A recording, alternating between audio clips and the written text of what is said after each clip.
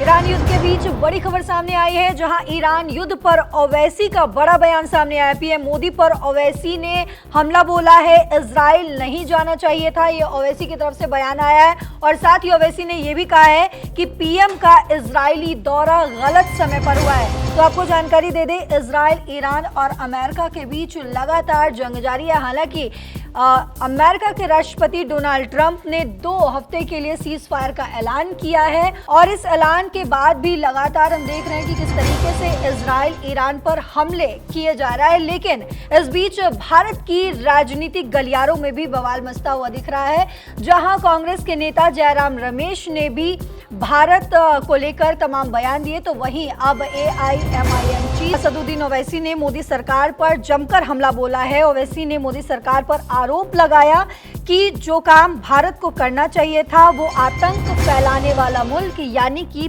पाकिस्तान कर रहा है। और साथ ही ओवैसी ने यह भी कहा है कि ईरान हमसे ज्यादा करीब है, हमें बहुत दुख है कि सीज फायर में भारत क्यों अपना रोल अदा नहीं कर सका। हमारा पड़ोसी देश जो आतंकवाद फैलाता है उसने ये काम किया है, भारत को ये रोल अदा करना चाहिए था। ओवैसी ने आगे कहा है कि बीजेपी सिर्फ 3 घंटे की पिक्चर दिखाकर देशवासियों को खुश करना चाहती है। तो आप खुद ही सुनिए कि आखिर असदुद्दीन ओवैसी ने क्या कुछ कहा है। ये बड़ा डेलिकेट सीज फायर हुआ है और हमारा मानना यह है कि हालिया सालों में एक तो रशिया यूक्रेन का क्राइसिस हुआ, फिर इजराइल ने 7 अक्टूबर के बाद जेनोसाइड गाजा में किया, तीसरा ये इजराइल और यूएस ने मिलकर ईरान पर हमला किया। इन तीनों को आप देखेंगे तो भारत एक ग्लोबल साउथ की एक बहुत बड़ी आवाज़ है और भारत हमेशा सबसे ताल्लुकात अच्छे रखकर भी जहां पर अमन की बात आती थी वो एक तारीखी रोल हमने अदा करते आए हैं। मगर मैं फिर से इस बात को दोहरा रहा हूं कि प्रधानमंत्री का इजराइल का दौरा, उसका टाइमिंग बहुत गलत था। और चौथी बात यह है कि ये आप देख लीजिए कि इनको रिव्यू करना पड़ेगा। हम तो हमेशा इम्पार्शल रहे और हम में इतनी एबिलिटी थी कि हम 2 ममालिक अगर जंग कर रहे तो उनको बिठाकर हम बात कराते थे बगैर किसी का साइड लिए। तो ये हमको लगता है कि नरेंद्र मोदी की सरकार को ये स्टॉक टेकिंग करना पड़ेगा, रिव्यू करना पड़ेगा कि आखिर क्या वजह है कि एक पड़ोसी मुल्क जहां से हमेशा हमको तंग किया जाता है, टेररिस्ट को भिजाकर डिस्टेबलाइज करने के लिए, तो ये बहुत ज़रूरी है कि ये देखें भाई ये ईरान तो हमसे बड़ा करीब रहा है, ज़्यादा तो हमको तकलीफ हो रही है।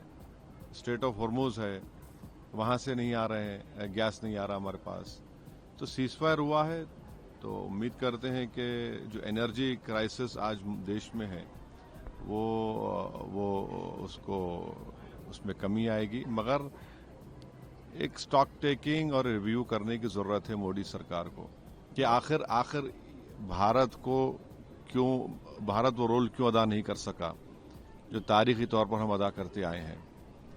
और प्रधानमंत्री क्यों गए इजराइल को, और जबकि नेतन्याहू को भारत आना था, वहां पर प्रधानमंत्री जाकर जो मैसेज गया है कि हम उनके साथ खड़े हैं।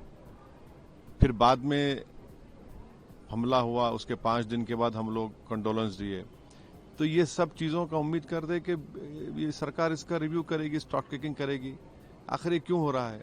देखिए, अगर आप देश को बोलेंगे कि 3 घंटे की पिक्चर देख के खुश हो जाओ तो फिर ये तो फॉरेन पॉलिसी नहीं है।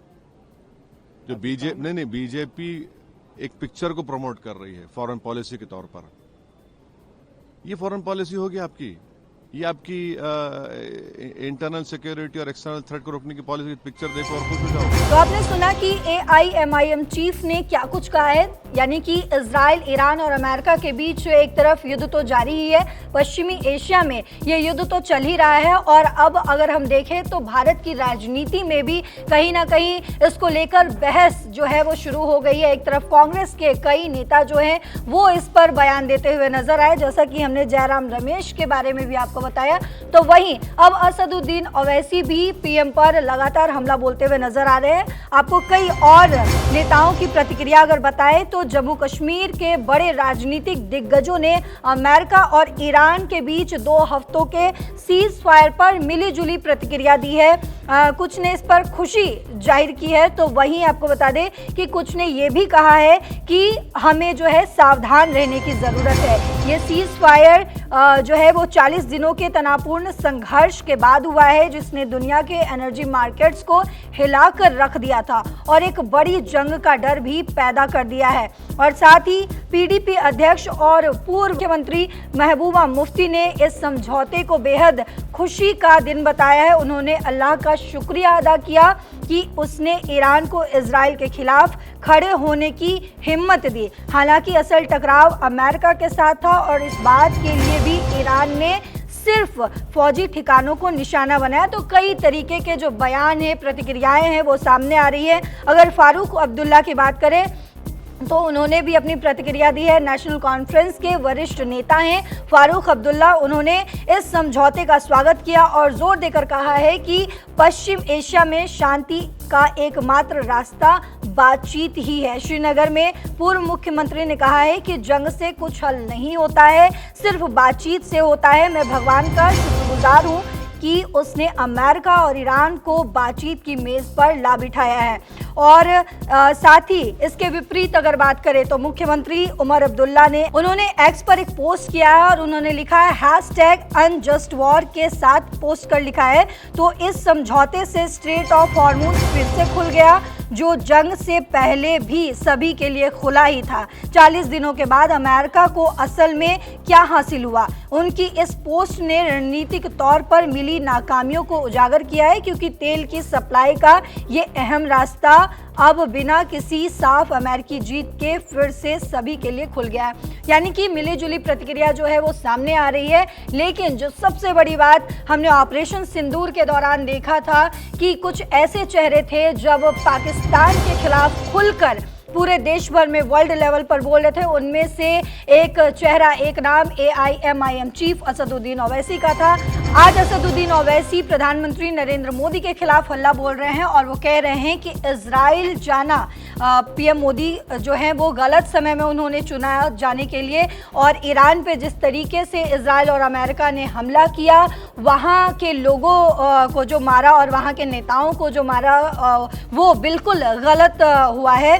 तो इस तरीके के बयान सामने आ रहे हैं। लेकिन अगर हम इस युद्ध पर फोकस करें और इस युद्ध की बात करें तो आपको जानकारी दे दें कि अमेरिका ने 2 हफ्ते का सीज फायर के लिए जो है ऐलान किया। भारत ने ईरान और इजराइल में चल रहे जंग के बीच फिर से एक बार एडवाइजरी जारी की और अपने लोगों को वापस बुलाने के लिए एडवाइजरी जारी की और कहा कि जल्द से जल्द ईरान छोड़ दे। यानी कि तमाम देश जो है, अगर हम जियोपॉलिटिकली बात करें तो तमाम देशों पर इसका सीधा असर देखने को मिला है। इस युद्ध का सीधा असर देखने को मिला है, चाहे वो हम पेट्रोल की बात करें, डीजल की बात करें या फिर LPG को लेकर जो चुनौतियां हमने झेली, भारत ने झेला, तो ये सिर्फ पश्चिमी एशिया तक इसका असर देखने को नहीं मिला, बल्कि ये वर्ल्ड लेवल पर इस युद्ध का असर देखने को मिला। अब जो है इसका भारत के अंदर खाने यानी कि राजनीति में भी इसका असर अब साफ देखने को मिल रहा है। AIMIM चीफ यानी कि असदुद्दीन ओवैसी ने भारत के प्रधानमंत्री नरेंद्र मोदी पर हमला बोला है। इस पर क्या कुछ अपडेट्स निकलकर सामने आते हैं, तमाम अपडेट्स के साथ एक बार फिर आपके सामने हाजिर होंगे। तब तक देश और दुनिया की बाकी खबरों के लिए देखते रहिए दैनिक जागरण। साथ ही अपनी राय कमेंट बॉक्स में जरूर लिखते जाइएगा। नमस्कार।